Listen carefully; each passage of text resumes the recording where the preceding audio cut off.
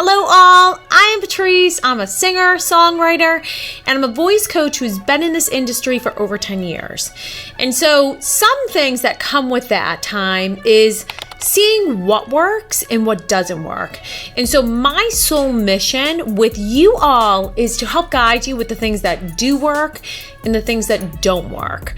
So with that being said, today I want to go over something that is extremely important and something I talk about a lot with my artist.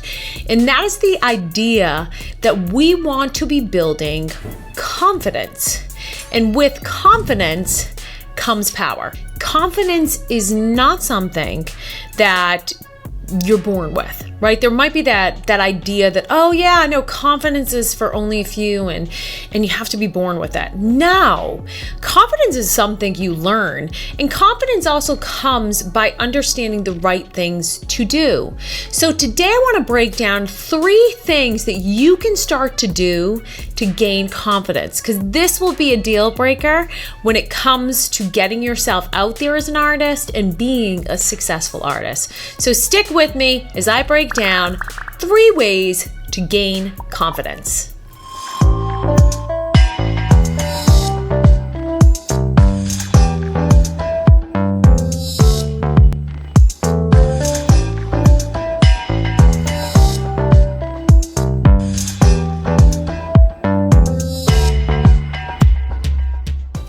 So what are 3 things that you can do to gain confidence?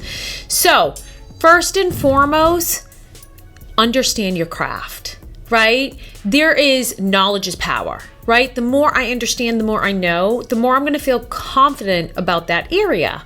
And so as a singer, you want to be able to understand your voice. How does that work? How do I use it? When I'm running into problems, what could it be that's creating those problems? Because without that, you're going to not feel as confident, right? Someone can want to do something. A doctor could say, or someone who's passionate about the medical field could say, hey, yeah, I want to be a doctor. And then there's a whole other step of going, okay, great. So to really be a great doctor and to feel confident enough to walk into that room with my patient, I'm going to have to study this. And they don't just spend time. This is the interesting thing with certain fields. Like, they don't just spend time, a year, 2 years doing that.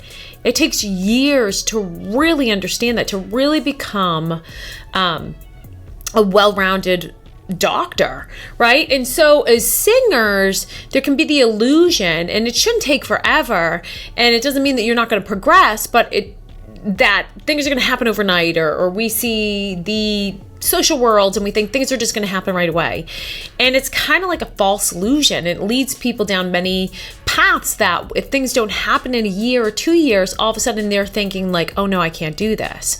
So not to go too far off on that, but technique helps us stay in the course, because we're going to continue to see improvements as we do this. And we're also going to gain the understanding of our craft, and we're going to become more confident along the way because we're gaining ability.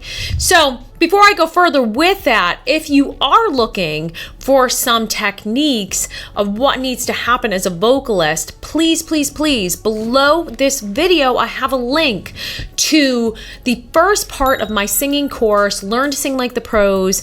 And there is a bunch of incredible exercises, information in there that's going to start your groundwork as a vocalist, and it's completely free.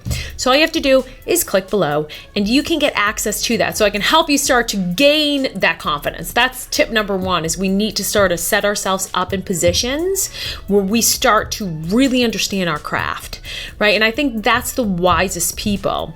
Even the people who are that in this the long haul of things, like, they understand the value of never stopping learning, essentially.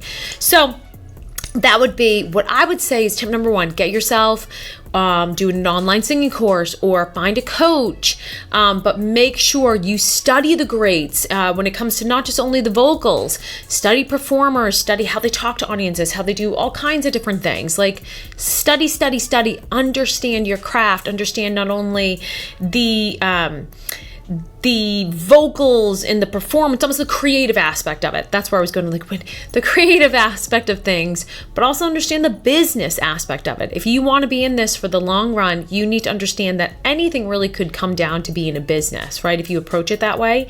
And as an artist, you're a business. So you want to understand any smart business needs a product, but then they also need to understand how to get that product out there. And so with that being said, I hope this helps. Find yourself a coach, find yourself a course, whatever it may be, study, and let's get to tip number 2. All right, all. So what is the second thing that you can do to gain confidence? Well, be okay with failure.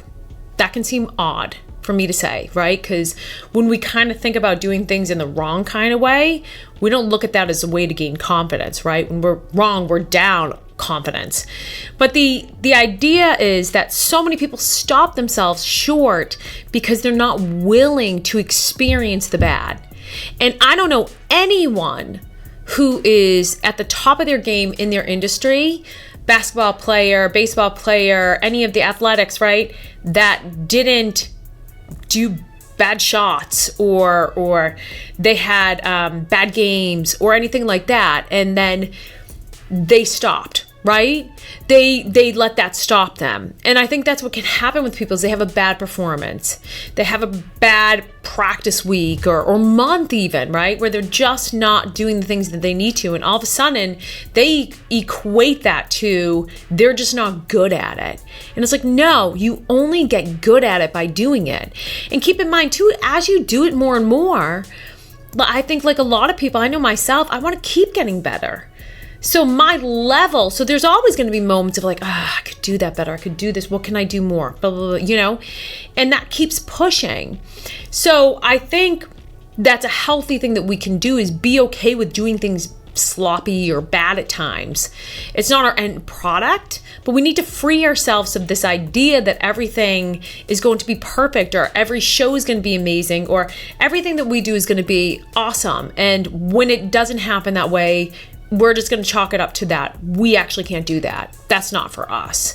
And keep it in mind as you progress, you're going to keep coming into these same roadblocks and feeling the imposter syndrome or I'm not good enough. And you got to keep, I always put this in check because I'm like, okay, this is just a moment of growth. Like, let me find the things that I can stabilize myself in this, that I can feel more secure, so I can feel more confident in it, right? And so be okay with failure. Be okay with doing things badly. The last thing kind of point with this is I'm continually saying this to my artists. It's like when it comes to hitting a note, as they're progressing and they're expanding their range, right? When they're going for those top notes, they tend to hold back because they don't like how it sounds. And I'm always saying, if you can't hit a note, you're never going to make that note sound like you want it to. Because they're kind of focusing in on the final sketch or the final product, but they haven't even been able to hit it, right? And so think about an artist. They're not just coming out with the final piece of art and going, okay, great, I'm done. Maybe the more professional ones, as they do stuff, they could do one round of it and boom, they're done. But that didn't happen always, right? They would sketch things. They might do hundreds of sketches before they end up by coming out with the final thing that they want to put out there, the final thing that they want to sell, right? And so the idea is people are trying to get final products before they've even sketched something out, right? Or think about someone who does clay, right? They're sculpting things and getting the form of it, and then they go in and chisel it. You wouldn't chisel before you actually understood what form is. So why are you trying to focus in on how that note sounds and getting it to sound really resonant if you can't even hit it? So that's where I say be okay with things sounding bad, with things not always being perfect, because we have to get over these roadblocks so they can get to better states, because you'll continually just hold yourself back. So that, I hope, really helps you there, is be okay with failure and be okay with taking from that the lesson. I should say that too, because there is that idea that, you'll never fail if you keep on going. I think there's a lot of merit to that. I think there's a lot of value to that, because when you keep going, right, it just shows, and you take from that moment and you push yourself to the next level, right? That's a key point, is like when something happens that's not ideal, is you learn from it. You go, okay, great. What could I take from that? I'm constantly pushing. Something doesn't go right. I'm like, could I learn from that? What can I take from that? Because you really could, like anything you could take something from that and learn from it. And so I hope that helps you, because through doing, you're going to get better. All right, so that last part about doing, getting better, leads me to the third thing you can do to gain confidence, and that is take mass action, right? With action comes results. Now, I'll put with that the disclaimer that as you're doing things, this again goes back to point one of understanding technique. Like, you could be doing something over and over and over, but if you're doing it in the wrong way, that's not going to help you. But if you're doing it over and over and over, and you understand what needs to happen for that, and more importantly, because you're going to go through those sloppy moments, you understand how to fix it, you're going to get to that point where it's going to get better. And so this is where you need to, all three of those come together, right? One without the other can be beneficial, but I think they all tie in together, because the technique gives us confidence, and it gives us the green light, right, to go ahead and try different things, because we know we have the tools to understand how to fix things, right? If we don't have the tools to understand how to fix things, then we're not in the best position, right? And then when we have the technique and we have the mindset, we're okay to try things, then we're okay with just kind of doing it. And so all of these together, I swear, it's just like, this is what makes us confident, right? Because most people don't start in their industry and are like, I'm super confident with this, right? I don't know any, I don't know, comment below. If you know someone or you yourself have like been in a certain industry and you're like, I just am like super confident about this, and you have no background, you have no knowledge in it, I'd be like, woo, good for you. But I don't know, right? Do we really? So and I'm a huge advocate of this, go study people in your field, like who are successful, who you admire, and hear them talk about their journey. Because I would say that there was most definitely instances where they weren't confident, where they weren't feeling the most secure about themselves. But then they applied all these different things. They sought the knowledge to better understand their craft. They were okay and understood that they're not going to be perfect, and kind of what is perfection. They're going to continue to come up against that wall or that noise that could stop them, but they're going to keep breaking through that, and they're going to use finding the different tools that can help them with that, or finding other people of inspiration, or having great people around them to help them get through that. And they're just going to keep doing, because if you don't stop, at one point it's going to hit. And so I hope this helps you. Again, be sure below this video, you can check out the first part of my program, Learn to Sing Like the Pros, completely free. Again, that is free. The link is below. Or if you come from another source, maybe above. But I want to help you. I mean, I love helping artists. That's why I coach, right? And so I hope this helps you. Let me know if it does. And lastly, if you can do me a huge favor, subscribe. Hit that bell for that notification there, because you'll be able to stay on top of when I release these each week, and hopefully give you some more valuable tips that can help you thrive, because we need you as an artist in this world, because music and art can help make things better. So till next time, I'll see you later.